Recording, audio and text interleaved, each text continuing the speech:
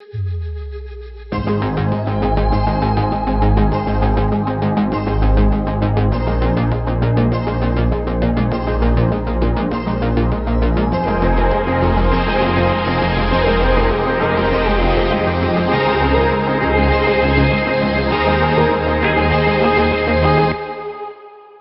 you awake?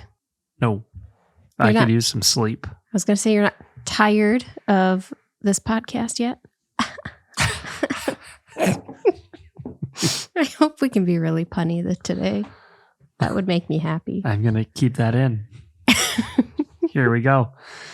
Thank you, everybody, for tuning in to another episode of Midwest Married. I'm Matt. I'm Amy. And tonight, Amy picked a topic.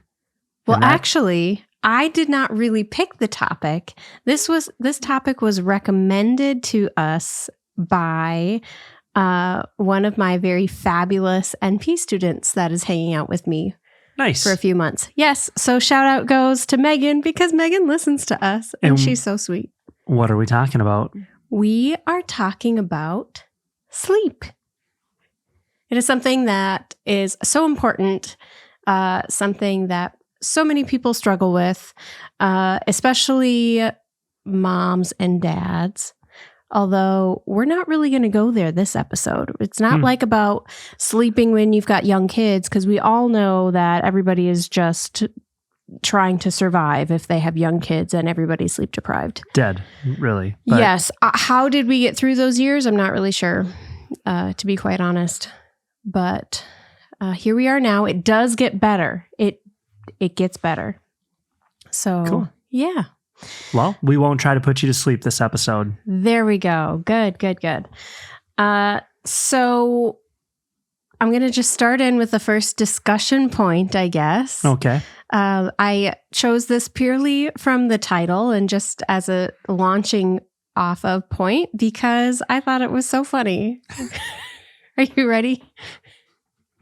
No, but... And this also, I felt it to my soul because this comes from the, what is it in Reddit category or subreddit or page or... Subreddit? What? Millennials. So I feel like a lot of people our age are kind of beginning to have some struggles perhaps with sleep. So the title out there is anyone out there still raw dogging sleep? Isn't that funny? I love how amused you are by this topic. I know. I just thought it was so funny. Okay, here's the question. Here's what they mean by that. By which I mean, are any millennials actually doing the thing where they turn out the lights and lie in the darkness without anything else to aid them to sleep?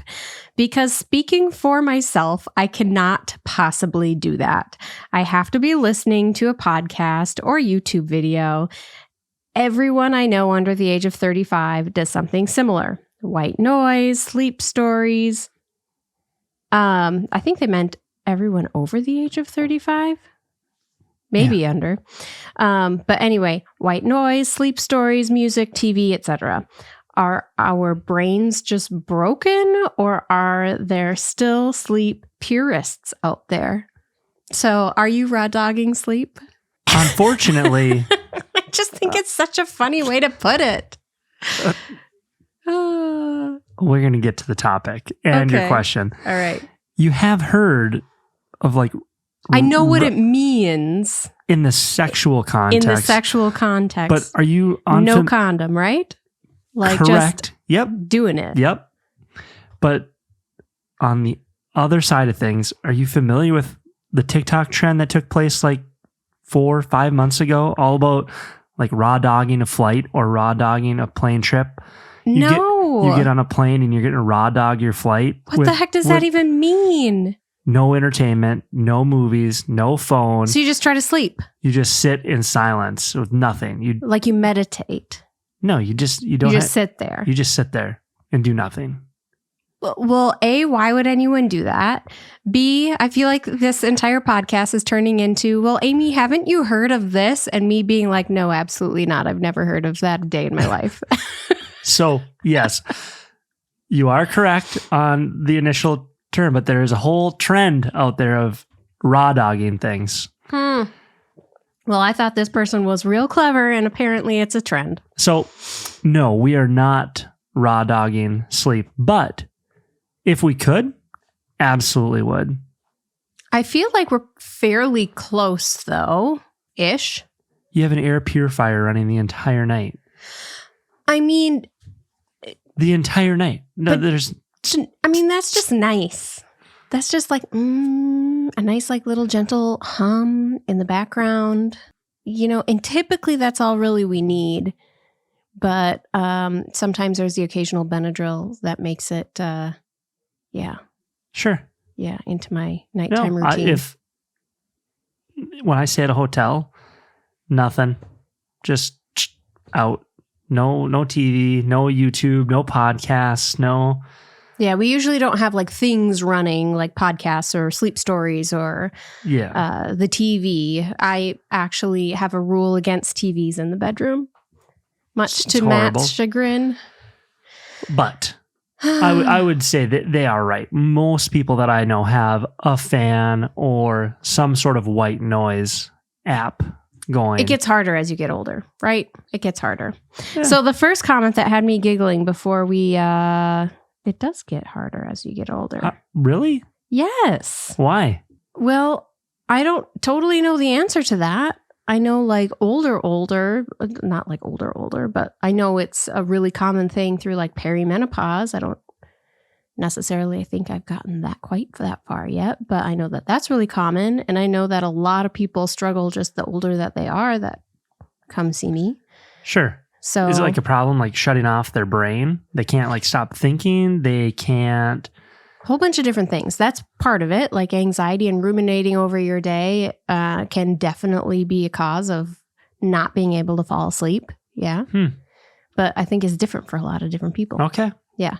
There's a whole bunch of people. Yeah. There's a whole bunch of strategies out there that help with sleep that we will get to, I think, later on probably. All right.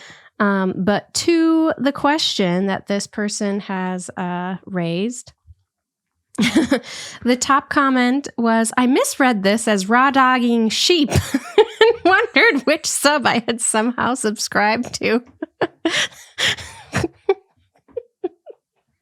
And there's a comment that says the first rule of Farm Club is you do not talk about Farm Club. The second rule of Farm Club is true. You do not talk about Farm Club. I don't even know what that means, but I think I can imagine. They're talking about bestiality. We're not even... No, you don't talk about it.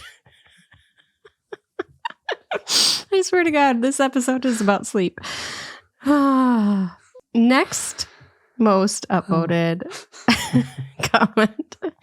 As a chronic insomniac, I'm jealous of those who can just, quote, sleep.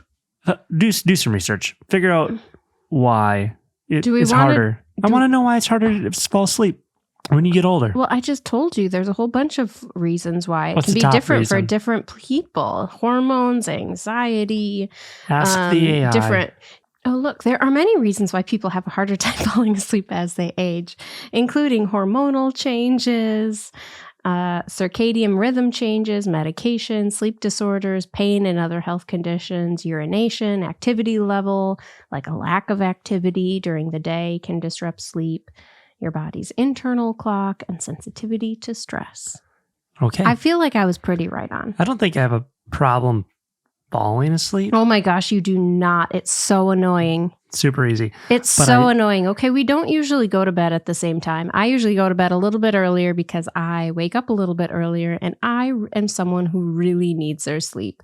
Like if I do not get 9 hours of, preferably 9, but like at least like 8 hours of sleep, maybe minimally 7 to 9 hours. I think that's like preferred. I turn into a monster.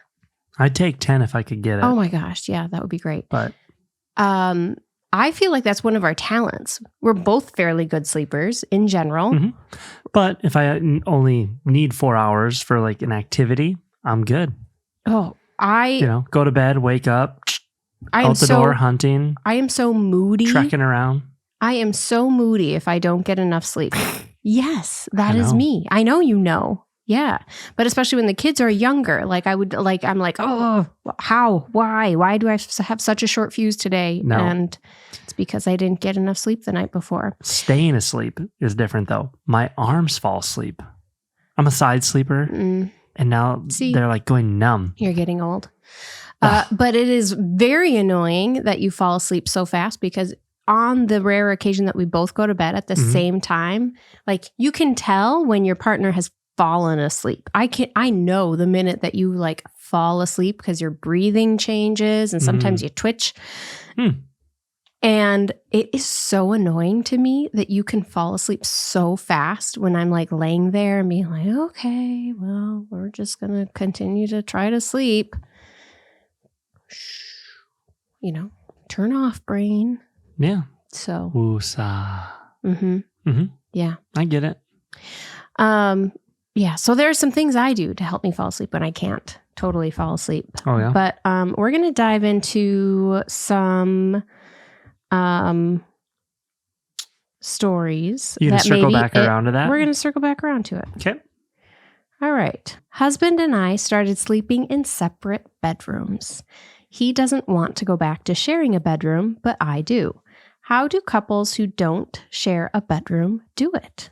Because this kind of question has been, I think, a hot topic for a little while. You know, you get married, there's something that happens where like sleeping together in the same bed in the same room is just not working out. And so like if you separate, does that say something about your marriage? Does that say something about your relationship? Right? Like, you know, so we'll dive in. Okay. We have been sleeping in separate bedrooms for over a month. The primary reason was our newborn wasn't sleeping through the night. Neither of us was sleeping either since we were alternating who gets up during the night. He works a demanding job, is occasionally on call, or works nights. I decided that I would deal with the nighttime sleeps and bedtime feedings. He took over the spare bedroom. Now that our daughter sleeps through the night, I want to get back to sharing a bedroom.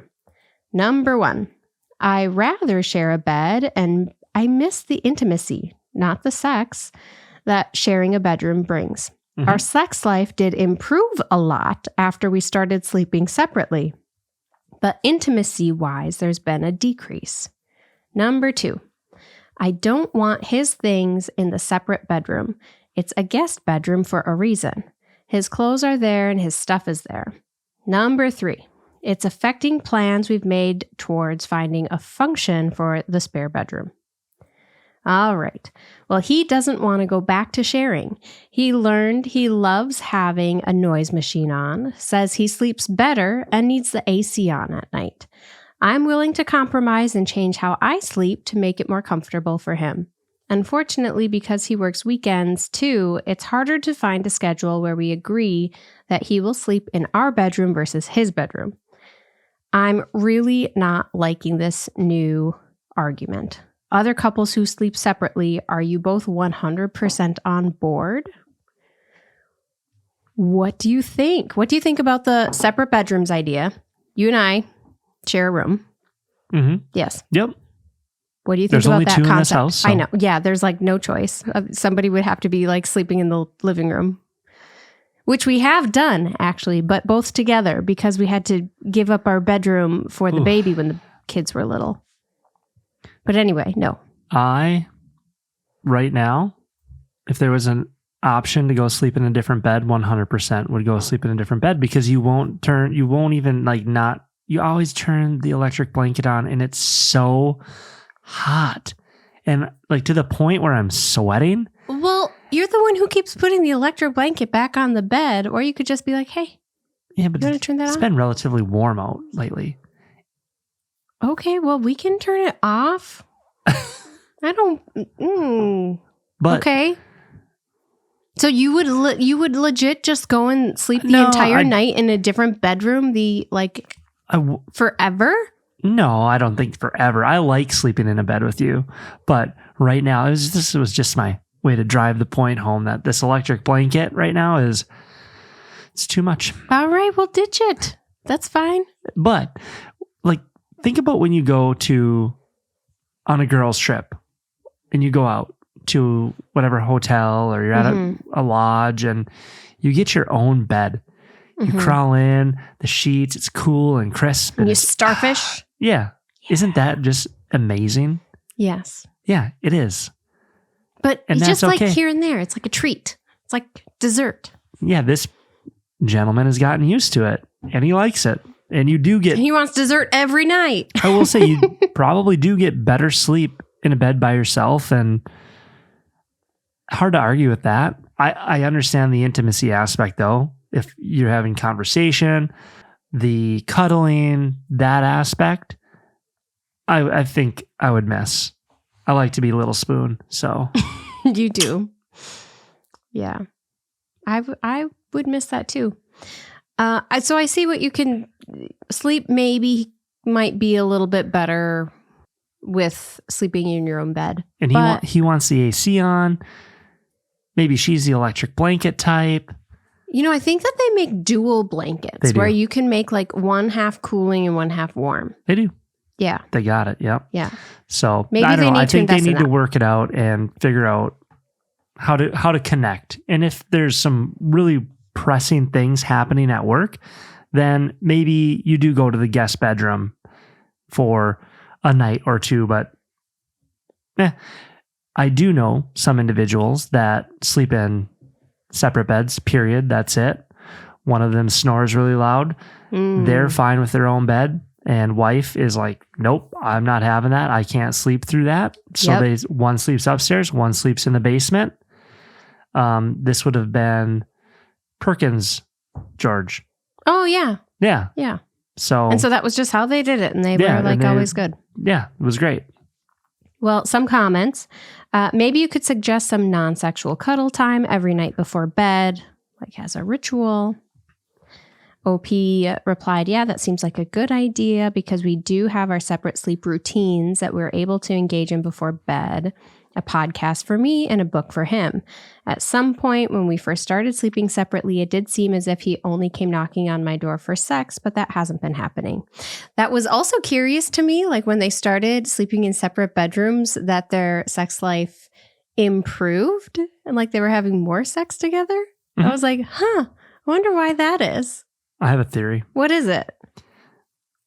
It's probably because then he actually had to work for it. You know, the routine where you climb into bed and you're in bed and like, hey, want to do it? I hate that. You're So there, annoying. you're right there. Like it's just, Okay, maybe you're going to convince me to have separate bedrooms. You're not going to do that. So, right, you have to put in the work and the energy in order to get some action, get some action and More romantic? You're going to be more romantic, maybe? I don't know. I just think the effort probably on both sides. She's Increases. missing him. Oh, yeah. You're thinking about him. All right. Another comment. We moved to separate bedrooms and it was the best.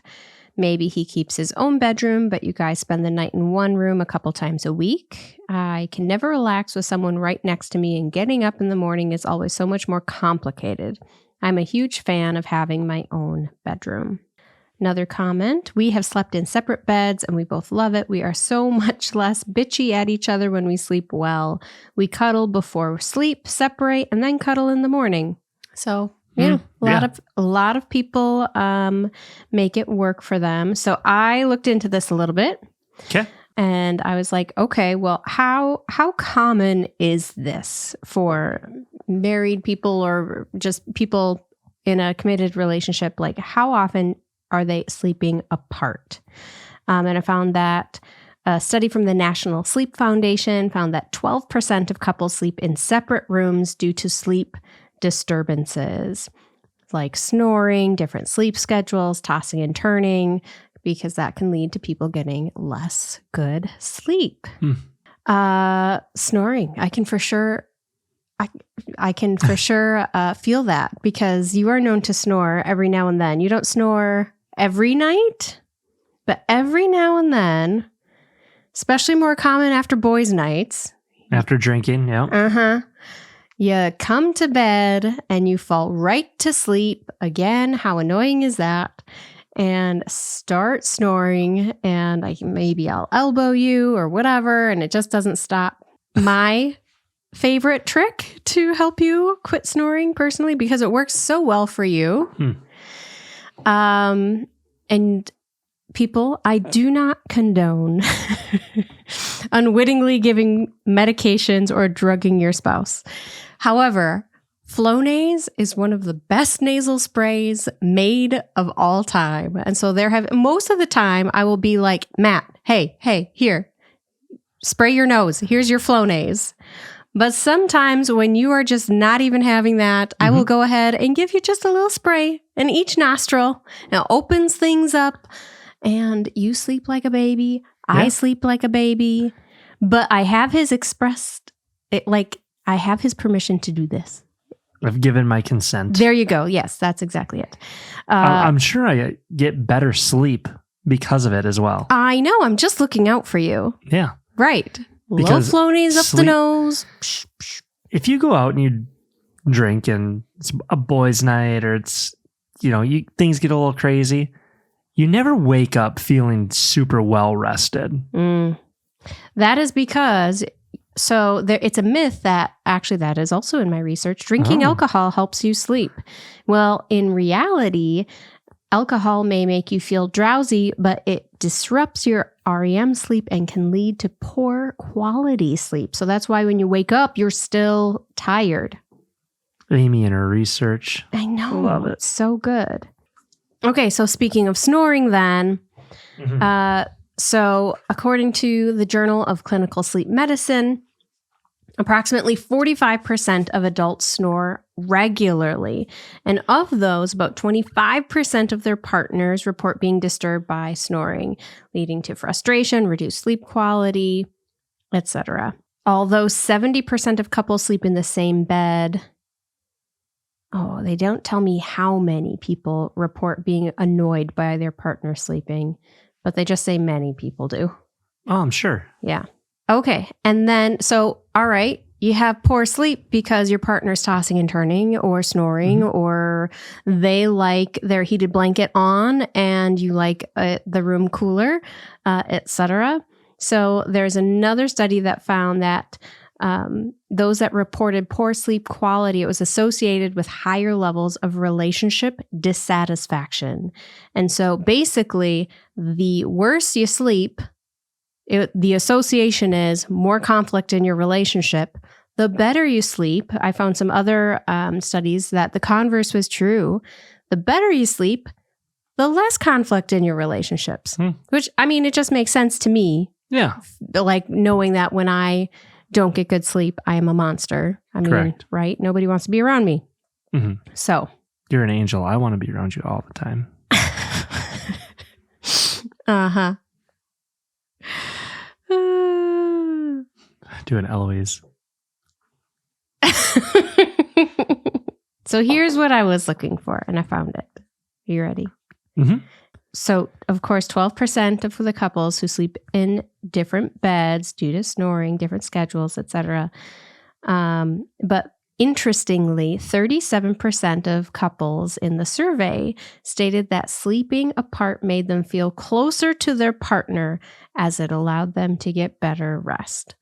So for a lot of people, it's like just really a good thing. And so maybe it's not like that whole oh my gosh, their marriage is on the rocks because they don't sleep they've got separate bedrooms. It's so wild.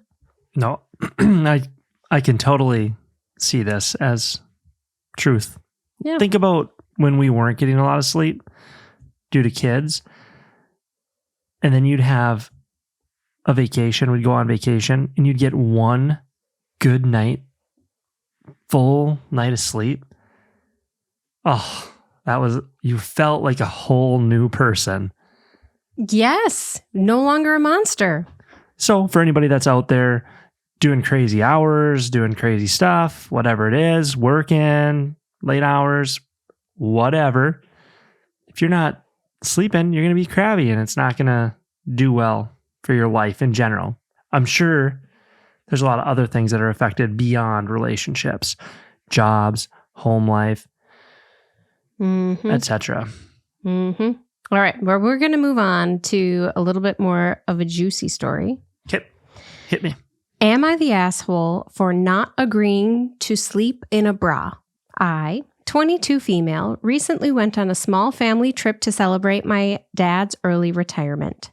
A family friend let us borrow their lake house, but sleeping arrangements meant that I had to share a room with my sister, 24 female, and her husband, 30 male, in a room with 2 beds. They're newlyweds who married quickly, so this is his first time going on a trip with us. I really didn't think it was going to be an issue because with the whole lake available to us, we wouldn't be spending much time in the rooms. The first night, there was no problem. The second night, my sister pulled me aside right before I went to go get ready for bed and asked me to change what I was sleeping in because her husband was uncomfortable. For context, and this might be TMI, and so I'm sorry, I'm not a flat-chested woman. It is quite literally the most annoying thing about my life, and I'm not sorry that I do not sleep in a bra. That being said, it wasn't like I was sleeping in lingerie. It was just a big t-shirt. But because of how I'm built, you could still tell I was braless. I've never thought it was a big deal, but her husband is rather conservative in like all senses of the word. I politely told my sister no, because the only things I brought were A, swimsuits, which would have been even worse, B, a tight compression sports bra for beach volleyball, which I don't think is even medically advisable to sleep in, and C, a sweatshirt, which I guess would disguise it more, but it was hot and I didn't want to wear it. She pressed me again and I said no, again, pointing out that her husband slept shirtless. I don't actually care, but it seemed hypocritical to me, so I said that if I am asked to find a way to cover up more, despite wearing a shirt, he should too. She got mad at me and said I was being ridiculous and staring at her husband. God, no, I would never. And kept raising a stink and trying to involve the rest of my family, saying it was a simple request and I must be trying to tempt her husband. I loudly fired back that this wouldn't be a problem if her husband wasn't staring at my chest, which prompted my parents to have me sleep on the couch in the living room the rest of the trip. I also made it a point for the rest of the trip to loudly call her husband out if he was looking too long at my chest in my swimsuit, which happened a couple times before he learned his lesson. I didn't think I overreacted. I might have gotten a bit heated, but it was in line with my sister. But my family has kind of blamed me for ruining my dad's celebration by not letting it go, and I can't help but feel guilty. Am I the asshole? I don't know. I haven't decided yet. I want updates. Like, there is an update, but it's like a link, and I haven't read it yet. What are your initial reactions? Well, as we were rolling through what are you ruminating over in your brain? Like, what's maybe this, maybe that? To make a big deal about it and continually call them out is probably taking it a little too far, especially since you are at a celebration with other family members and you can't just keep the fight here. Like, you're bringing it to this bigger level. Bringing it out to swimming. And, okay. What if he truly is ogling her chest? Like truly is. Like making her feel uncomfortable in her swimsuit. Grab your sister and be like, hey, he's staring at my chest again. I'm going to bring this up if he doesn't knock it off. Do you think okay, pull her on the side? Or she goes and has a conversation with him. Or you know what? Don't even worry about it. Just let it go. Just move on. I don't know. It seems... Yeah, it seems weird to me.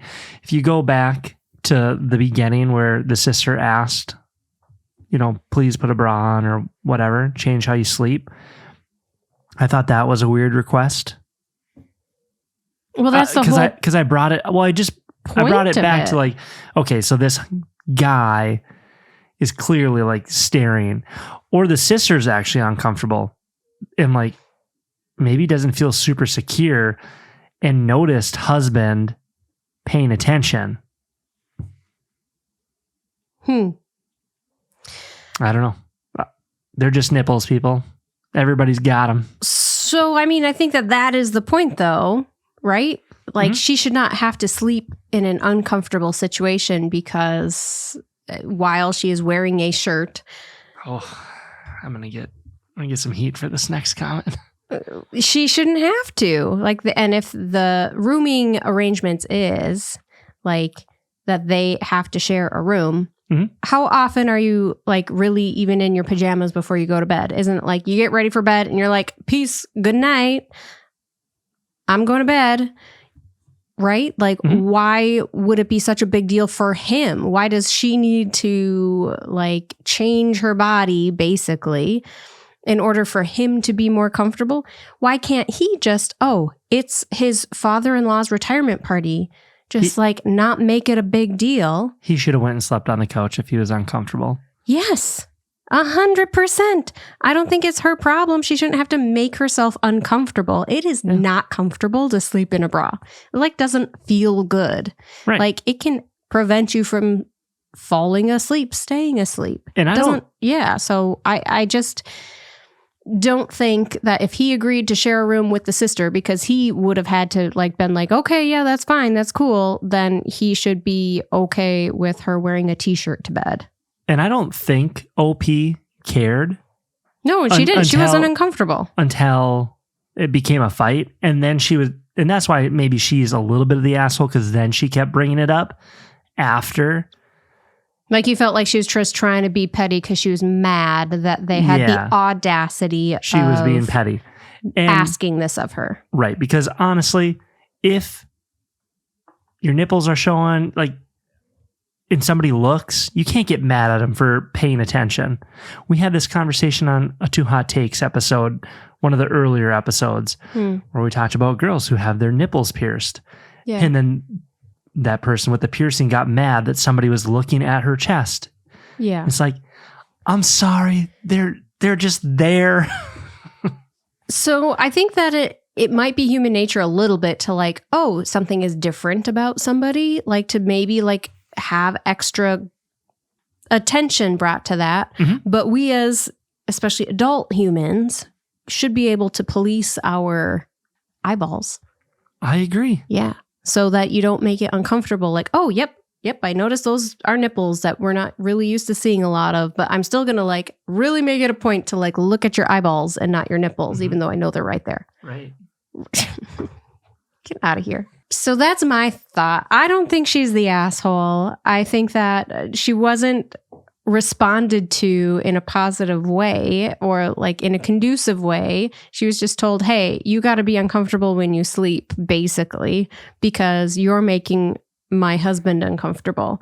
40% the asshole, 60% not the asshole. I don't know. I don't know. This is so 90-10. 90-10. Fine, 90-10. 10 is the only if she was really making it into a bigger deal than it really needed to be. I'm going to stand by it. I think in the family events or whatever. I think the sister was uncomfortable. Caught her husband looking and got pissed off and got jealous. That's what I'm saying. But let's see the update. Do you want to hear any of the responses? A couple responses. Okay. Then let's jump. Not the asshole. Oh, but you called it, I guess. Why wouldn't he have to sleep on the couch as a conservative, chivalrous man who is avoiding the temptation of the forbidden bosom? Another person, even if not for the conservativeness, if he's the one that is uncomfortable, he should have been the one to move. It seems like a resounding not the asshole. Not the asshole. You were wearing a fucking shirt. You were decent. Your sister's husband is being a baby. Exactly. Grow the fuck up. Women have breasts. Whoop-de-doo. Another response. Who the hell sleeps in a bra? That's unreasonable. Not the asshole. But OP responded to that. They said, thank you. My sister doesn't either, but she's less blessed, cursed, and also his wife. So I guess he's fine with that. So her sister also does not sleep in a bra. All right. Yes. I want the update. So maybe it was the sister who's having issues. We're going to find out right now. Okay. I know it. Well, I'm going to open the link. I don't know it, but I want to know. Update. I would like to start this post with the good things. Thank you for everyone who helped. I wasn't feeling much support from my family and was beginning to think that I irrevocably ruined the vacation just because of my admittedly short temper and reactions. It was nice to read the people who were saying they were proud of me for sticking up for myself and the solidarity amongst women with bodies like mine. Sometimes when something happens to you, it can feel like you are the first and only person in the world that has had it happen. It always is comforting to know that it is not. Now, the aftermath. After reading through as many comments as I could, I decided to go LC with my sister, low contact, right? Mm-hmm. With my sister and her husband. I let my sister know that I was going low contact, but made sure she knew that if she ever needed a place to stay the night, it would be offered, no questions asked. Many of you pointed out that the way my parents handled this was less than stellar. They have always been like this in the sense that they will take whatever option means we can just keep going on with whatever we're doing. Sometimes this has been in favor of me, sometimes in favor of my sister, though after the comments I have realized it is more often in favor of my sister, though they have said this because I'm usually the one creating the conflict. Yesterday, I called my parents and I had a long talk about this. I told them I'm an adult now, and as such, I have the ability to make choices such as not coming to family events. If we aren't able to actually talk about things, I'm not sure I will want to keep coming back.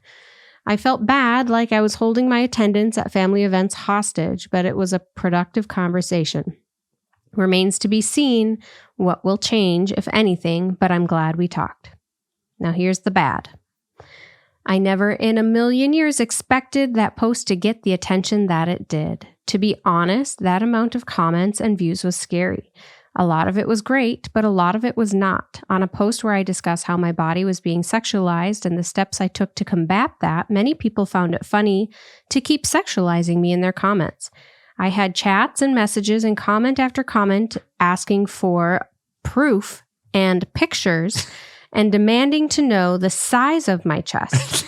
Every time, people are awful. Here's the deal. It's the internet, and the internet is wild. And the internet there has are weird people on the internet. Like this, being able to be anonymous with everything, I think, I don't know, it doesn't lead to good things sometimes. Yeah. Every time I read one of those, it was like I was being slapped in the face. It is utterly demoralizing to know that even through a computer screen, even when people can't see you, there are some people to whom you will always just be a pair of boobs. To those of you who stuck up for me, thank you. To those of you who made those comments, I don't think it's too late to enroll yourself in your local elementary school. You might need to sing and clap along to a few songs about being nice to others and learning manners. This will be my last post on this account. Thank you to some, grow up to others, and keep being judgy, oh people of, am I the asshole? I mean, I like her personality. I mean, she's kind of fiery. She's kind of fierce. She's kind of feisty. I kind of like that. Yeah. Yeah. So, going low contact, like if she feels like she needs that from that situation, I think that's okay. I think sometimes in this culture, we might be a little too quick to do that. I wonder if she could have had more conversations with just her sister and been like, "Hey, dude, this was quite the situation, right? Let's maybe learn our lesson and learn that we should never share a bedroom on a family trip." I should respect your marriage / like relationship that you have with your husband, knowing that they might have different views.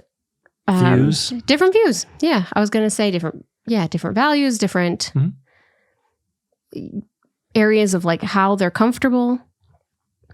And that is okay. And so they should just not share a room. And maybe the relationship is fine elsewhere. So for her to go low contact, I feel like she must have felt either super disrespected, that she didn't feel like that respect could be like kind of repaired. And there must have been like other areas. It seems harsh. Right. Like it also, she recognizes that she's been fierce. Well, she didn't say fierce. We said fierce. Yeah. She understood her personality though. Yeah. That she's can be a little quick tempered, admittedly short temper and have reactions. There you go. So, but maybe time will go on and they'll be able to have that conversation. Maybe now just isn't the right time for that conversation. Yeah. So I will throw this out into the universe. Anytime we post anything, any podcasts especially, I fully expect to get roasted. Kind of breaks my heart a little bit, to be honest. And that's made me like, when people roast you, someone disagreed with me. That's so sad. But I went to counseling for that. You're allowed to have your own opinions and they might be different from mine, and that's okay. That's true. But be kind. I don't know. People need to be nice to each other. My rose-colored glasses have come right back on. I repaired them, shined them up, buffed them, stuck them back on. There you go. There we go. Welcome back. Okay, some comments. Good job on handling this situation well. Also remember that people messaging you some inappropriate things are probably men eating Cheetos while sitting in their basement and probably haven't touched grass in the last week. Hopefully you can find a way to get rid of those weirdos. There you go. All right. What do you got? What's next? All right, we're going back to sleeping in a relationship. Husband, 30 male, won't let me, 30 female, sleep. I have insomnia problems during the summer because of how bright it is early in the morning. Usually I can go to sleep around 10, but then I will be wide awake at 3 or 4 and then be exhausted the entire day. I've started taking melatonin to sleep and it has worked wonders. However, on melatonin, I have a full 10 hours of sleep. Anything under 10 hours leaves me groggy and gives me a headache.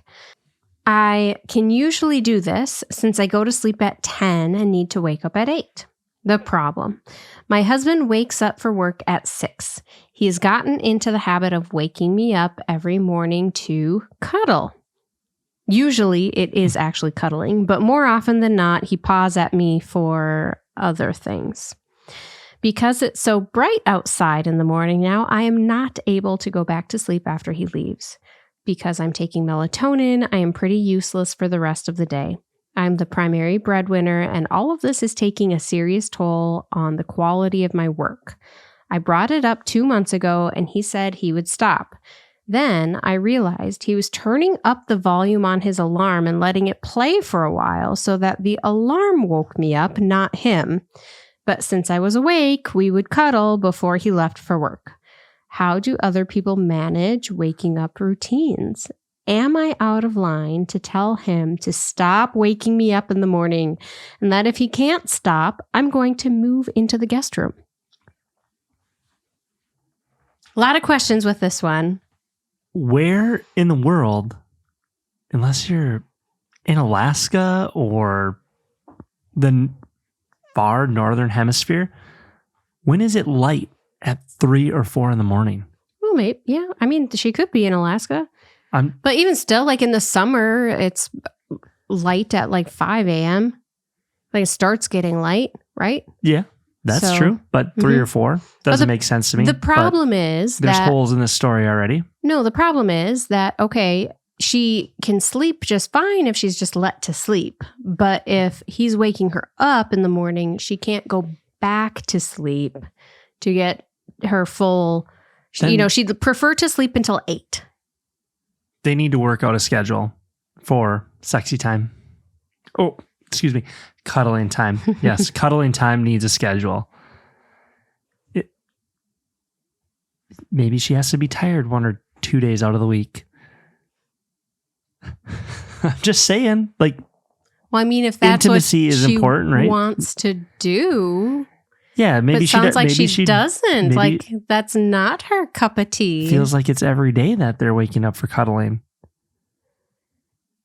I'm not sure. Yeah. Intimacy is important in any relationship, and yeah, every then make morning. a schedule. Then every morning. So that seems excessive to me, but I'll take it. And maybe they have to switch their schedule. Hey, we're going to cuddle before bed, but you can't wake me up in the morning because I'm going to take some drugs and I'm going to be exhausted in the morning.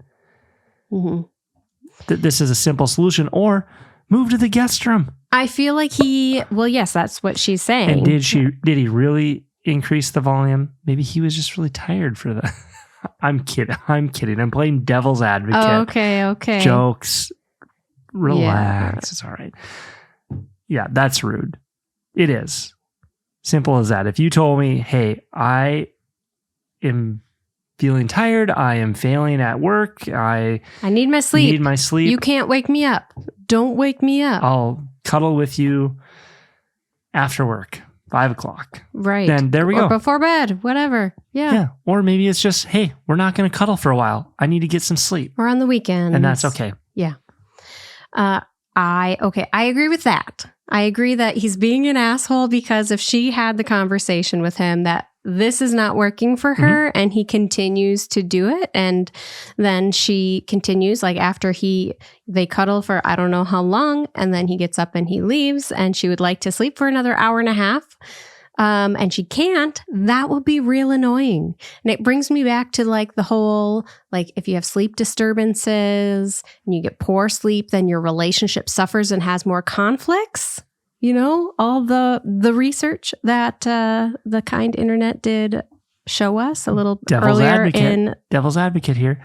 Maybe instead of going back to sleep, she could get up and be productive. No, because she needs to take melatonin. No, she needs to take melatonin, and the melatonin is causing her to feel groggy the next day if she doesn't get enough sleep. Maybe she could try cutting back on her dose, but my guess is that she's already tried that, and the shorter dose doesn't help her, like with the sleep through the night. Are there other drugs that? There are, I'm and just curious. There are other medications over the counter and prescription that she could go and chat with her PCP about. There's also other lifestyle things that she could do and try.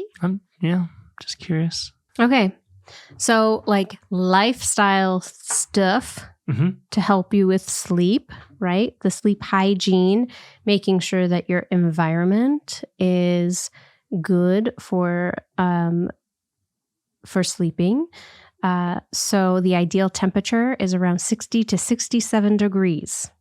Having blackout curtains can help your environment. Oh, yeah, I was going to say, like, why are you not getting blackout shades? And then you could take it a step further and get a thick blanket and just nail it into your wall. Oh gosh, well don't do that. But blackout curtains seem reasonable to me. As far as the environment and making sure that you have comfy bedding. So that is important. Oh, limiting screen time actually is its own little point. So limit blue light exposure. According to the National Sleep Foundation, the blue light from screens can disrupt melatonin production, making it harder to fall asleep. So is she inhibiting her own natural melatonin production by not either wearing blue light blocking glasses or just like watching a lot of screens right before bed? Like if you stop that before bed, a few hours before bed, that can help. And then having a consistent sleep schedule. It sounds like she's already doing this, but even on the weekends, try to stick to that regular sleep routine. Exercising during the day can help you sleep better at night. If you don't extend yourself a little bit during the day, then you're not going to feel as tired in the evening. And then relaxation techniques like meditation, reading a book, a warm bath. things that can signal your brain that it's time to wind down. So that is like the typical kind of sleep hygiene. We need a new stuff. mattress. I mean, yes. So ours is like 13 years old. That's why my arms are going down. I mean, it's I bet possible. I'd sleep a lot better if we had a new mattress. Mattresses are really expensive. I know, right? They're really expensive. Stupid. The mattress that we have, I actually purchased after PA school from a PA school friend who probably bought it at Sam's Club prior to going to PA school. So, yes. But she should do all those things. Yes. And try them. The blackout curtains to me feel like the next step. Yes. And you couldn't find it tonight, but an eye mask, the sleep mask. Sometimes those feel very nice. Yeah. Yeah, see? Where'd you get yours from? Blissy. Oh. That's what you wanted to talk about tonight? That's right. Blissy. As we were falling asleep last night, I was like, we should talk about our pillowcases. We are not sponsored by anybody. Not yet. But Blissy, if you'd like to. So Blissy makes silk pillowcases. And I first got, actually non-Blissy silk pillowcases just from Amazon. And I really liked them. And Matt thought that I was silly for purchasing these silk pillowcases. And then you tried them and you were like, yeah, I prefer these over cotton.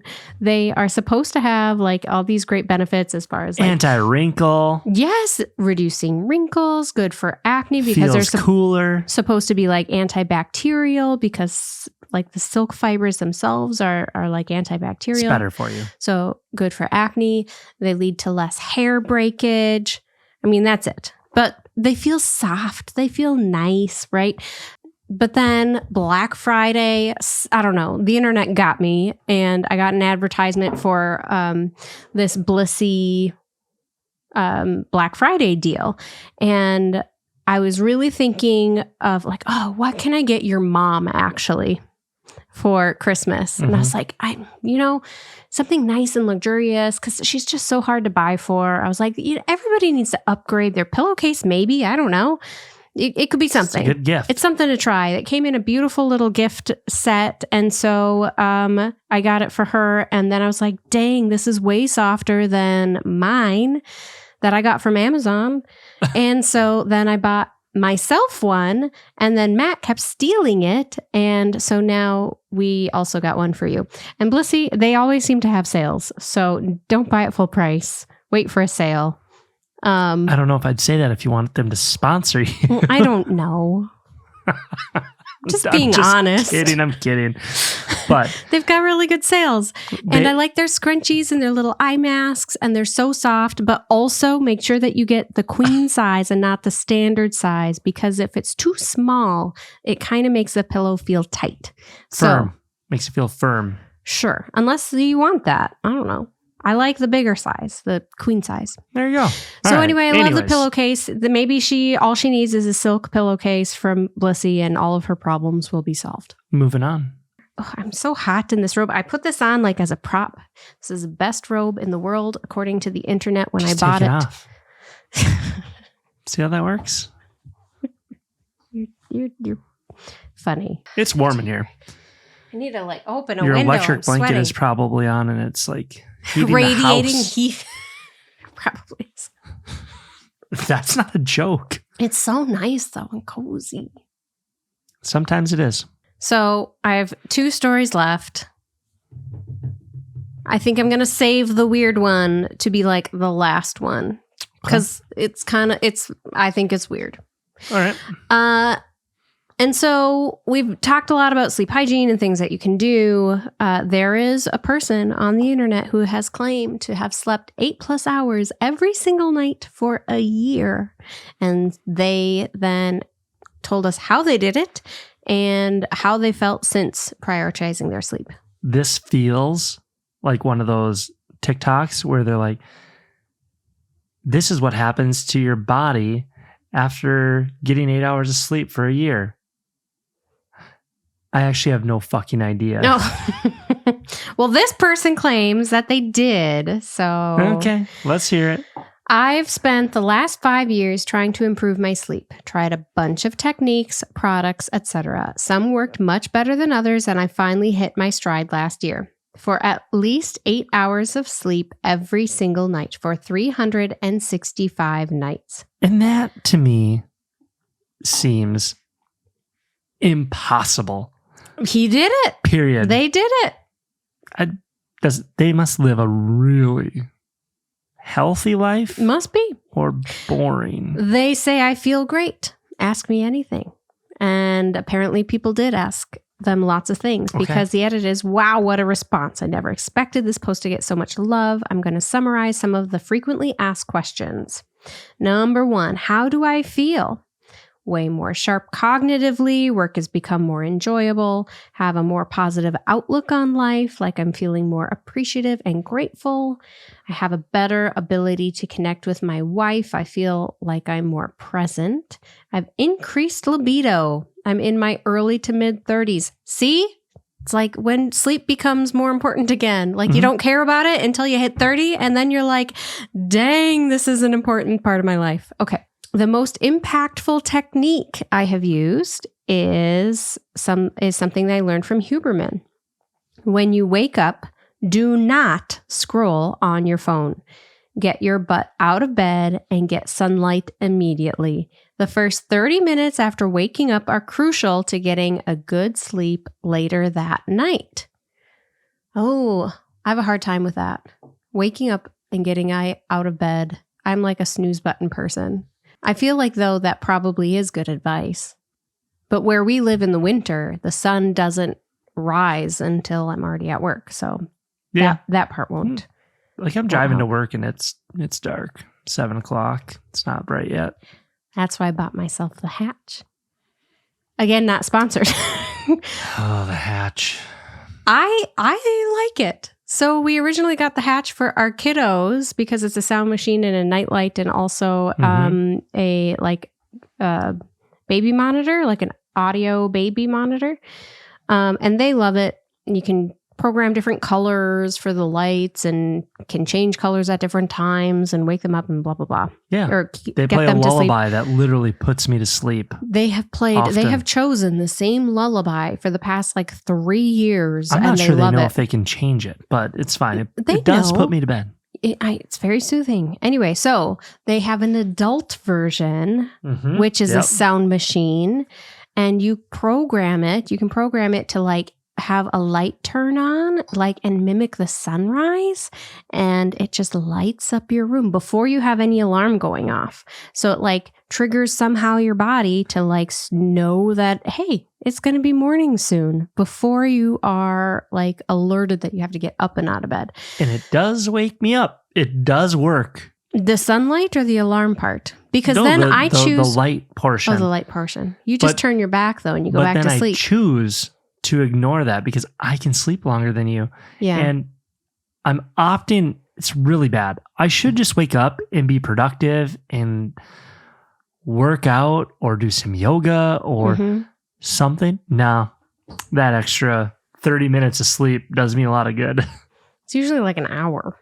Sometimes. Yeah. Sometimes, yeah. Anyway, so this light comes on half an hour before your alarm goes on and you can pick your sound. And I choose to have very soft, soothing, a little campfire. Meditative no, that's to put me to sleep. Oh. Campfire puts me to sleep. Soft little meditative, little bell kind of nice music wakes me up in the morning. So sometimes I still hit the snooze button a few times on that, but at least I'm not getting up to the dark. I bought it because I was so mad that the seasons had changed this year for some reason that my alarm was going off. It felt like it was inhumane to ask me to get up and out of bed when the sun was not even shining in and it was cold and it was chilly. And so I did a couple things and it did help. I programmed my thermostat to kick up the heat half an hour before I get out of bed. You're sleeping just fine. Don't worry about it. And then, did I forget to tell you about that one? I'm trying to figure out. In the morning. I'm trying to figure out why it's so flippin' hot in the house and why in the morning? Dying. Yes. I'm literally Maybe I just need to wear more clothes to sweating. bed. Is that the solution? Should I wear more clothes to No. bed? No. keep the house hot. And then, and then the light thing. So far, so I've had it a few months. So far, I like it. So I don't know. Maybe that'll help you be more, because I was like just being negative and pessimistic through my day. And I was like, this is not like me. Why am I so cranky? And I was like, it's because I feel like I got up way too early. It's inhumane. People are over this point at this point, but I just real quick. I am sweating right now. I haven't heard the heat kick on. I don't know how the house gets so hot, but we do have in-floor heating in the kitchen. Hold on. Oh, time out. And I'm going to flash back and I'm going to have the temperature in our house right now. It's 78 degrees in the house right now. It's set for 70. Yeah. It was because we come home and the house is so small. Well, and we should probably turn the in-floor heat off. But I like it in the so dead nice. of winter, 78 is fine because it's negative 30 degrees outside. But it's 40 degrees right now. I know. Should wear a t-shirt. Do you want to open the window? All right. Anyways, back to sleep. Okay. I'm sorry, guys. This episode has gotten way off the rails here. And this person who knows how to sleep has other techniques. All right. Get out of bed immediately when I wake up and get sunlight immediately. Okay. Yes. He weight trains 3 times per week, walks 10,000 steps per day. I mean, sometimes that's just not possible, like with working a full-time job. But this person is committed. Walking, not eating within 4 hours of bedtime. I think that's good advice. I think like biologically, that makes good sense. Making sure my bedroom is cold. Blast the AC to 66 degrees Fahrenheit. And don't keep your phone in your bedroom. Use a standalone alarm clock. Oh, actually, I think that's also good advice. They do say if you have a clock, that it should not be one that like the Hatch does not have the time listed on it all the time. You have to like tap it for it to show you what time it is. Because if you are laying in bed and you're not having success with falling asleep and you see what time it is and you're checking the time and you're checking the time and you're checking the time, that actually makes sleep worse because you're stressing over it and you're not going to fall asleep as quickly as if you didn't know what time it was and you weren't checking it and you were trying to not stress about it. So also, because there are times where I go through where I have a really hard time falling asleep. And so because I know the more you stress about it, the harder time you're going to have falling asleep, then my mantra in my brain is, even if you're not sleeping, your body is still resting. It's going to be okay. Because otherwise I get really anxious and worked up about it. That has seemed to help me. And then prioritizing my sleep, sometimes at the expense of my social life in the short term, but it's absolutely worth it. So there you go. What? I had made myself a couple of notes of like things we could talk about. Okay. Are they good? We got to wrap this up. One of my favorite tricks on how to fall asleep is playing the categories game in your brain. And this is especially useful for people who struggle with ruminating on things as they're trying to fall asleep or have anxiety as they're trying to fall asleep and they're thinking about their day that maybe they had. They're thinking about maybe the next day, like what's going to happen. They're worried about it. They're nervous about it. So you're putting your body into this like hyperactive state when you're doing that, and you're thinking about all those important things. So the trick is that you need to actively think about something that is less important. And my go-to is I go through the alphabet. And I pick 3 categories, and I have I think of one thing for each letter in each category. Mm-hmm. So I'm going to think about like a state, a name, and a food. And so for the letter A, I think, okay, a state, Alabama. A name, Aubrey. A food, what's a food that starts with A? Apple? Yeah. Yeah. Okay. Well, sometimes your brain does that. And so then you go through, it doesn't matter how many categories, it doesn't matter what the category is, but you go through the entire alphabet. And so you're training your brain to think about things and your to get away from the anxiousness. To get away from the ruminating and the other things that are activating your body. And by doing this mundane task, it will power down your body and help you fall asleep. I never make it to Z, ever. So I think that's a really good trick. So try it if you're ever having trouble falling asleep at night. So that's probably my biggest thing. Or just tell yourself, oh my gosh, the faster I fall asleep, the quicker I can get done with this day and restart tomorrow fresh. But see, that's like a stressful thing. Okay, come on, body, fall asleep, fall asleep. No. That's what you do? Sometimes, yeah. I'm just like, I need to go to bed. I need to just like start tomorrow. And it's going to be a great day tomorrow. Good night. Just like and that. The entire internet is like, if only it were that easy, Matt. Like that is your superpower. Maybe like that is it. Falling asleep, staying asleep. Yeah, if I choose to like, I am going to go to sleep, I just go to sleep. Congratulations. Good for you. Cheers. It's not. Anyway. All right, let's get on with this weird one. You ready for the weird? It's 2:00 in the morning. I gotta go to sleep. It is not 2 a.m. Okay. Is it weird to still sleep with your parents? What yes. on earth are you? I know what it's did you weird. read this story? I did read it. Okay. Go on. Okay. They say, yes, I know it's weird and it's fucking infuriating too, but is it certainly call the police or move out ASAP weird? I, 17 male, graduated 2 weeks ago, have my own room and my own bed, but my parents love and miss their baby so much that they haven't allowed me to sleep in a bed that they're not sharing with me. If I dare refuse, they treat it as if I am a delinquent and threaten to ground me, aka take my stuff, even the shit I bought and worked for, and refuse to let me leave the house. My mom works night shifts, so she sleeps during the day. Apparently, she misses her baby and refers to me as her pillow. So every day, if I'm still at home, I'm required, yes, not even exaggerating, required to have my mom cuddle me until she sleeps, which can take up to 2 hours until she lets me leave. If I refuse, she'll guilt trip and insult me and then take my stuff and privileges. On another note, I recently started noticing a couple months ago they straight up refuse and choose to say my name anymore. It's always fucking baby, B, Taba, which means fat because I was fat when I was 3 years old.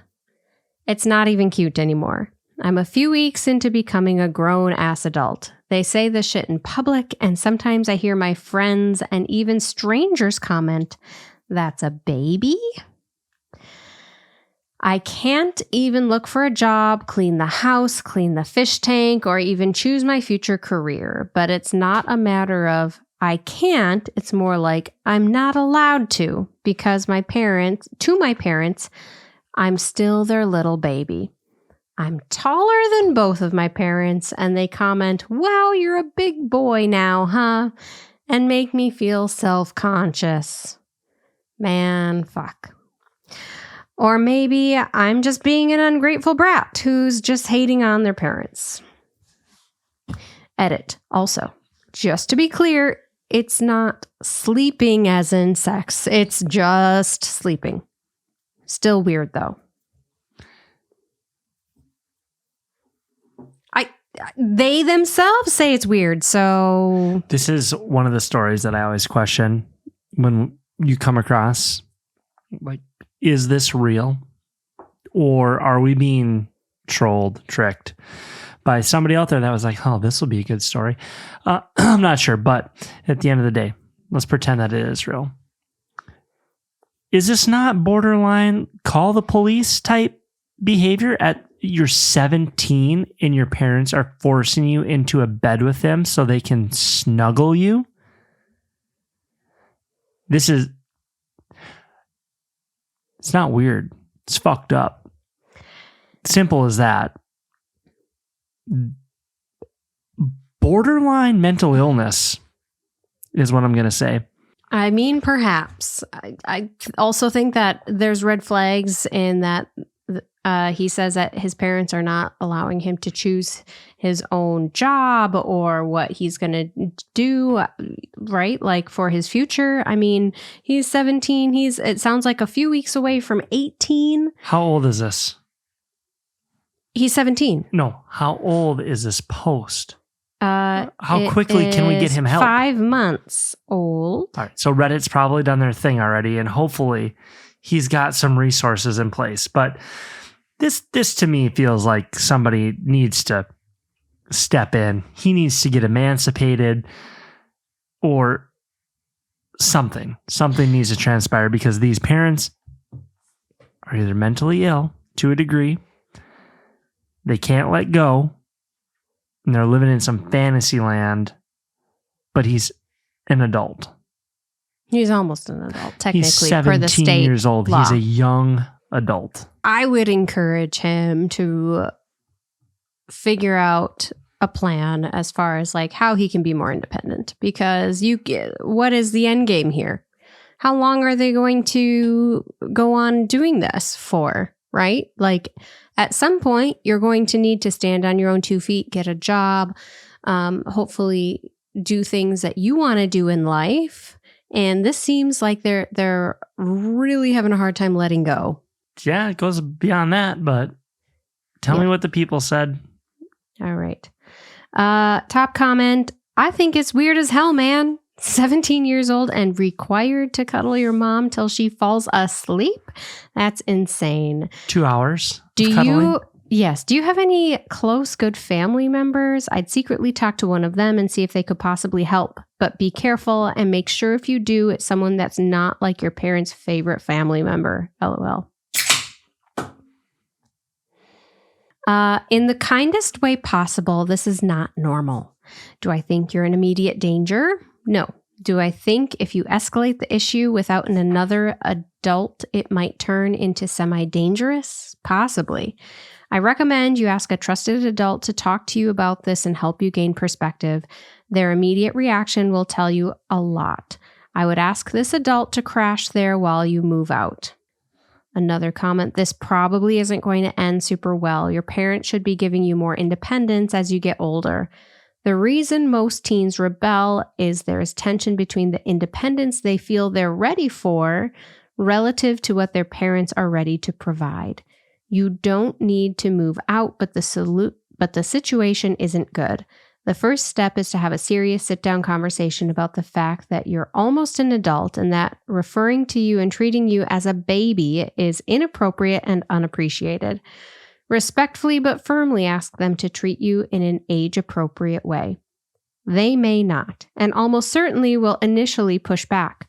Try for small concessions over time, starting with the things you hate most. It's important you handle this like the adult you are asking to be treated as. If you throw a tantrum or make over-the-top threats like a kid, then asking to be treated as an adult will fall flat. This is a difficult situation and is not going to be smooth sailing. However, it's not good for your development to be treated as a baby by your parents at 17. I can't stress enough. Be the more mature one, always take the high ground, and be ready for significant pushback. Good luck. I think that was some pretty good, solid advice, because the fact of the matter is he's 17, and so that does put him a little bit between a rock and a hard place. If he hasn't been encouraged to develop the skills or a job, like if he were to be kicked out of his house, then where does he go? He needs to have a plan in place, right? And then he needs to figure out a way to sustain things. And he's probably still in his senior year of high school. So, like, you have to think about that and keep keep your shelter and security in place. Yeah. Yeah. I have an update. I get that because, what happens when you call like social services Nothing's or gonna child happen. protective services? Nothing's going to happen. And then it's just going to create... But honestly, probably nothing is going to happen because they probably have way bigger fish to fry and they are probably way overworked. And this is probably not something that any action is really going to be taken on. I mean, correct me if I'm wrong, but I don't know. That's it's bizarre. But yeah. It's bizarre behavior. But we have an update. Okay. All right. So I finally got the courage to confront my parents. After around an hour of yelling, arguing, debating, and some guilt tripping, I managed to reach some sort of compromise. After a couple weeks, all of that would only be reduced to only one night a week until I reach 18. After that, I get to finally sleep in my room. It's certainly not the conclusion I was hoping for, but slow motion is better than no motion. Thank you, people that gave me advice, for giving me the confidence to finally stand up to my parents and making me see how undesirable the situation actually is. My plan afterwards is to work after I reach 18 while I study for a year, then move into possibly an apartment. I live in California, so the housing market is probably, So that makes it tougher. Housing is really expensive in California. So yeah, I would highly encourage him to seek out some working type programs, and maybe I'll get roasted for this one, but the military offers some really great career options, and you can immediately get out of your house. But my initial thought I think you was have to be 18 for that. Yeah, well, as soon as he graduates, and probably graduate right? high school. He's out, and he can go and do military. There are options like you can go and teach over in South Korea, overseas. You can teach people English. There are tons of programs like that. There's one where you go and work, but the AmeriCorps. I'm pretty sure it's AmeriCorps.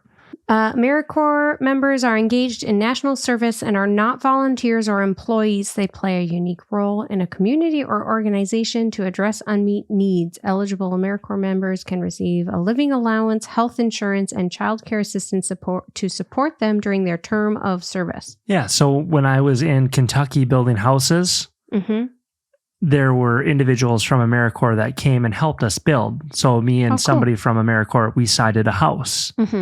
And they had a place to stay, and it was through a Christian organization, which then brings up church organizations out there that have programs where you can go and build houses, and there are ways that you can get out and start building a career or do different things that can get you out of this situation. I'm not saying it's ideal or even what you want, but this situation is... There are some options, and it's not normal. It is weird. Yeah. It's weird. It's beyond weird. It seems he feels safe. I mean, is it weird? Yes.